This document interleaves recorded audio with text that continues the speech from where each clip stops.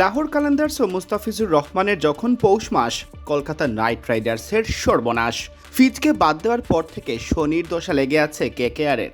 একের পর এক পেসার পড়ছেন চোটে, কেউ পাচ্ছেন না এনওসি।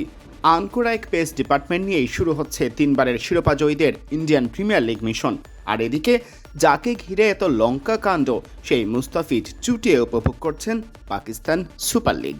তার মুখের হাসিটাই বলে দিচ্ছে পিএসএল যে ভীষণ উপভোগ করছেন।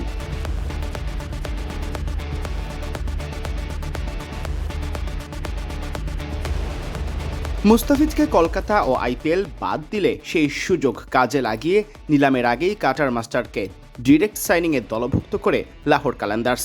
দীর্ঘদিন পর লাহোরের জার্সিতে ফিজের প্রত্যাবর্তনটাও হয়েছে মনে রাখার মতো। প্রথম ম্যাচে কোনো বাউন্ডারি হজম না করে যে পারফরমেন্স তিনি দেখিয়েছেন, তাতে মুগ্ধ না হয়ে উপায় নেই।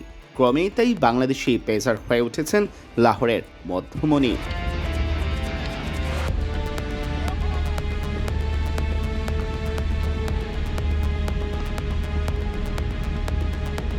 কখনো গা গরমের ফুটবলে, কখনো অনুশীলনে বল হাতে, কখনো আবার অধিনায়ক শাহিন আফ্রিদির পাশে দাঁড়িয়ে পরখ করছেন সতীর্থদের অনুশীলন।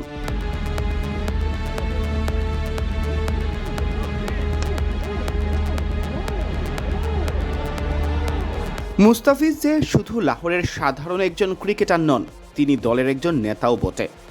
অন্তত প্রথম ম্যাচের পারফরমেন্সের পর তাকে পেস আক্রমণের লিডার বললে হয়তো ভুল বলা হবে না।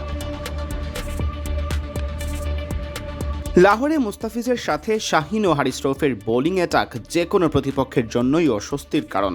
ঠিক যতটা অস্বস্তিতে এখন আছে কলকাতা নাইট রাইডার্স, সেদিক থেকে লাহোরের জন্য এখন পোয়াবারও। মুস্তাফিজকে তো পেয়েছেই, সাথে পাচ্ছে গোটা বাংলাদেশেরও সমর্থন। সিয়াম চৌধুরী, বিডি ক্রিক টাইম।